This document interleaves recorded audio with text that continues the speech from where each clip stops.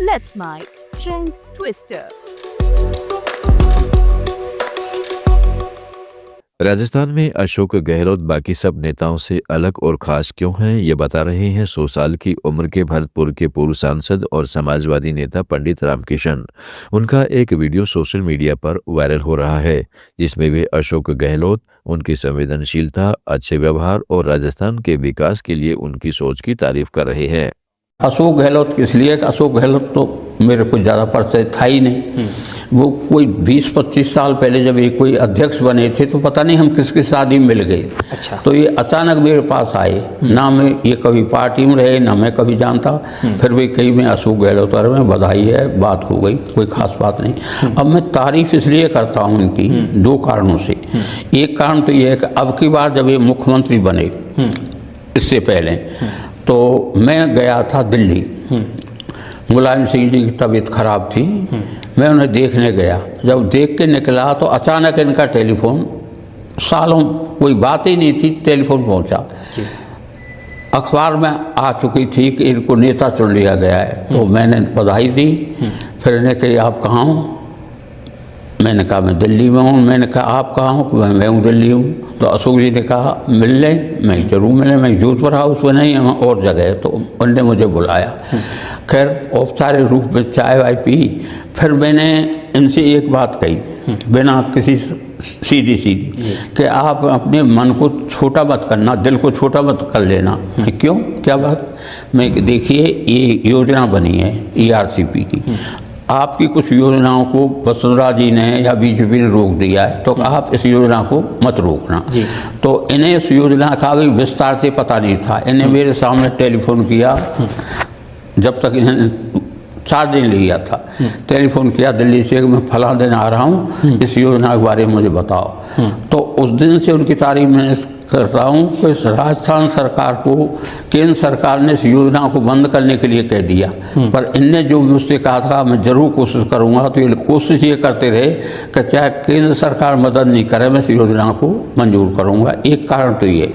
दूसरा कारण ये है, मैं जानता हूँ अनुभव में मुझसे ज़्यादा, पद में मुझसे ज़्यादा, लेकिन मुझसे जब मिलते हैं तो सबसे ज़्यादा सम्मान से मिलते हैं और ऐसा महसूस करते हैं जैसे मैं तो सब कुछ जानता हूँ और ये कुछ अनजान है।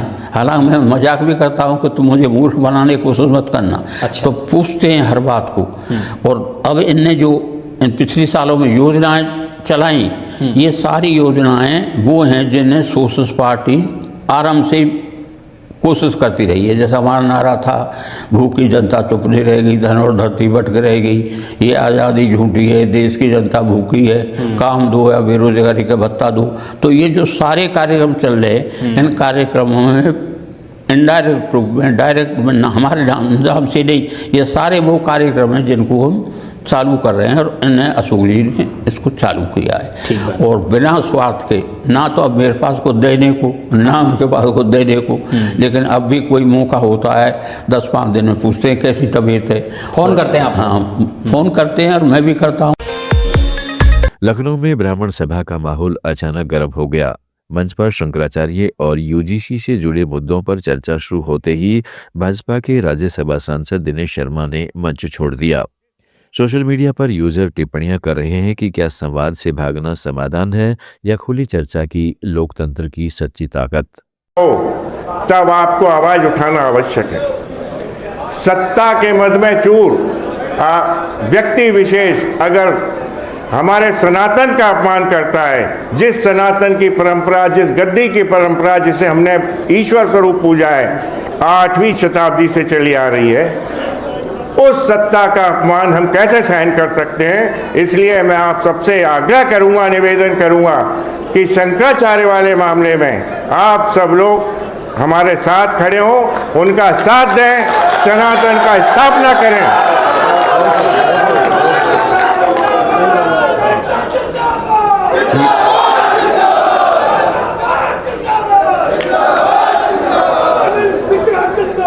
अकेला समस्या अकेली UGC से नहीं है। UGC तो वेल प्लान्ड तरीके से लाया गया कि देश में सवर्ण की प्रतिमाओं को पूर्ण रूप से समाप्त किया जा सके, और उस समाप्ति को किसी भी कीमत पर सवर्ण समाज सहन नहीं कर पाएगा। समस्या जात बिरादरियों के आधार पर बनाए जाने वाले कानूनों से है।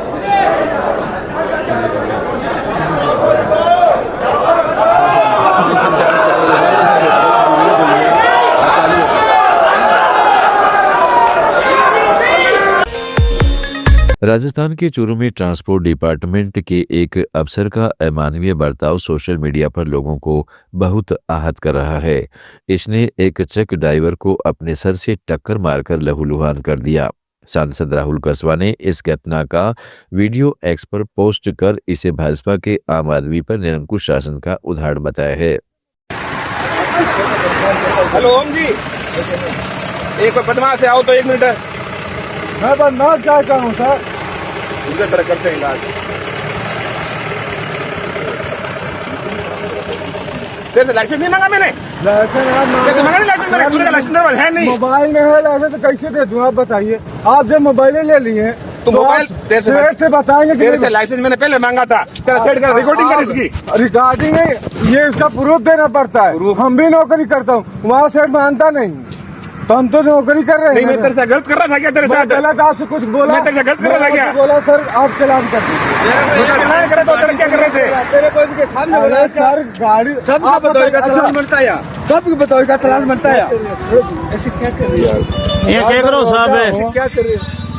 ये तो आपका ये क्या थोड़ा कमजोर साहब ये क्या करो?